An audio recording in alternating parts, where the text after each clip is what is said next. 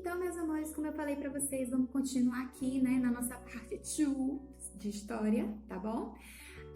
Olha só, então como a gente estava falando sobre os negros, né, vindos da África, escravizados aqui no Brasil. Vida difícil, gente, sério.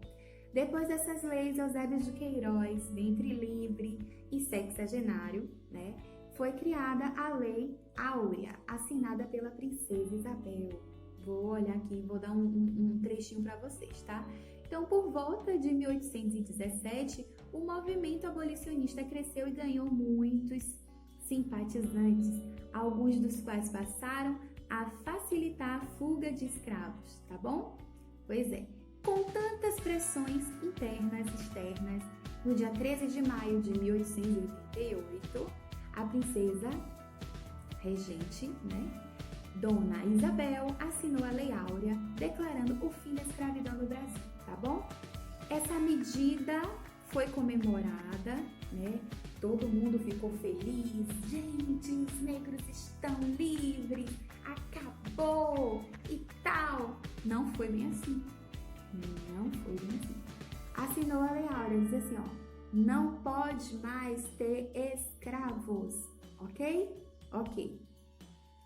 Ok, galera? Gente, vocês são 6 escravos aí, tá todo mundo liberado, pode ir.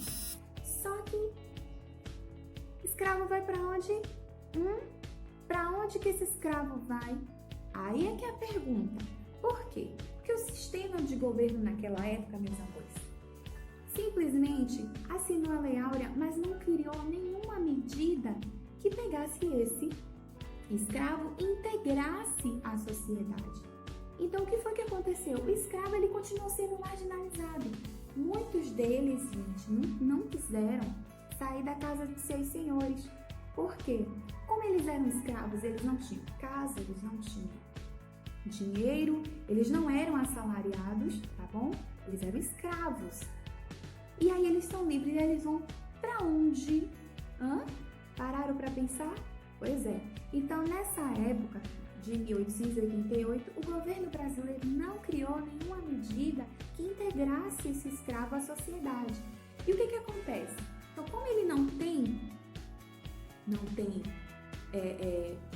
para onde ir, né, vamos dizer assim, o que ele faz? Ele simplesmente começa a tentar ocupar alguns espaços, tá, gente? Então, assim, muitos escravos que falaram, graças a Deus eu tô livre, vou embora, foram para os centros urbanos. Chegou nos centros urbanos, não tinham empregos, tá? Não tinham empregos. E o escravo ainda tinha um detalhe. Quando ele conseguia um emprego, ele recebia o salário muito abaixo, tá? E aí, para sobreviver, né, era um pouquinho complicado, tá bom? Então, o que eu tô querendo dizer para vocês? Que as campanhas abolicionistas, a Lei Áurea, foi um marco importante para os escravos? Foi, mas, meus amores, ficou difícil, porque esse negro, ele era marginalizado e ele sofria muito preconceito, né? Muito preconceito, recebia um salário muito abaixo. Muitos escravos nessa época saíram, então foram para os centros urbanos, tá? Não podia ficar ali convivendo, né, na praça, perto dos ricos, vamos dizer assim. Então eles começaram a subir o morro, tá? E aí, meus amores, é que a gente tem início as construções, né, das nossas primeiras favelas brasileiras, que hoje a gente chama de comunidade, né, mas tipo as primeiras favelas brasileiras. Por quê? Porque o negro, ele não tinha onde morar, não podia ficar ali naquele centro, porque a guarda, né, o exército tirava, não pode sair daqui, enfim. Então eles começaram a construir, foram subindo o morro, as áreas mais afastadas ali, afastadas entre aspas, ao redor, né? E aí surgem as primeiras favelas, tá? Então, desse modo, né, a gente pode compreender que a abolição, ela não resolveu problema de desigualdade social que tem na nossa sociedade, né? A marca da desigualdade deixada pela escravidão constituiu uma dívida histórica da sociedade brasileira para com os descendentes das pessoas que foram escravizadas. Você sabe o que isso quer dizer, meus amores? Que até hoje a gente tem problemas, né? Que não deveria existir. Racismo, né? Racismo, preconceito, tá? E essa ideia de preconceito começou com a Igreja Católica, começou com portugueses, começou com toda essa galera, tá? Que dizia que o negro era para ser escravo, né? E só servir as pessoas. Não tratavam ele como pessoas, tratavam ele como um ser que só servia para satisfazer as suas vontades e lhe dar dinheiro. E a gente entende que não é assim. As pessoas, elas têm um valor, não é isso? Todos nós temos um valor, nós somos pessoas que procuramos fazer o bem. E essa ideia de preconceito é uma coisa que mexe muito, porque veja bem, estamos falando de 1888, tá? E até hoje, esses reflexos da escravidão nos acompanham, né? Infelizmente, meus amores, infelizmente, tá? Então, olha só, como a princesa Isabel, ela assinou a Lei Áurea, então não podia mais botar o negro para ser escravizado. Ou pagava um salário para ele, ou essa pessoa ficaria sem trabalhar. O que os fazendeiros fizeram? Se juntaram, né? Fizeram altas propagandas, como eu falei logo no início, para trazer o imigrante, tá? E também, olha aí o preconceito novamente, meu bem.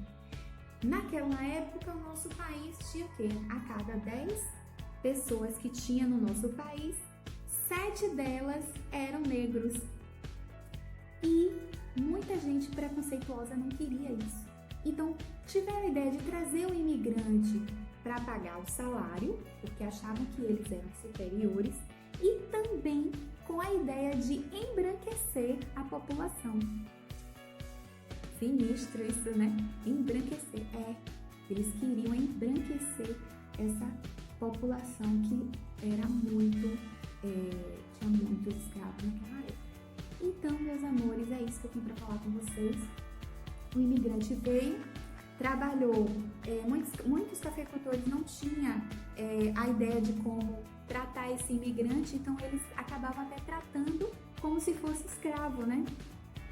O que é que eles faziam? Eles não colocavam aqueles castigos físicos, também não sei, mas não colocava aqueles castigos físicos. Porém, o que eles faziam? O imigrante vinha, eles davam um lugarzinho para o imigrante ficar, uma casa, né, com sua família ou ele sozinho.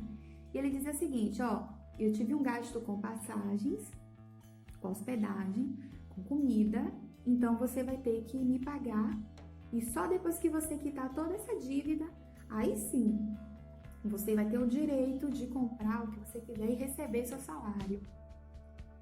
Então, a vida do imigrante aqui foi bem complicada também, tá?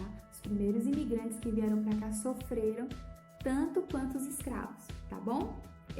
Cada um, claro que o negro não se compara ao sofrimento que o escravo teve. Mas todas essas pessoas passaram e passam por esse constrangimento, né? Esse preconceito com as pessoas. Então, meu pedido hoje é que as pessoas sejam mais tolerantes, né, gente? Que todo mundo possa se entender, tá? E que somos pessoas. Deus fez seres humanos, tá bom? Não raças, né? Não raças. Nós somos raças, somos seres humanos. Estamos aqui para amar uns aos outros, tá bom? Então, meus amores, leiam um livro de vocês. Até a próxima aula. Um beijo. Fica com Deus.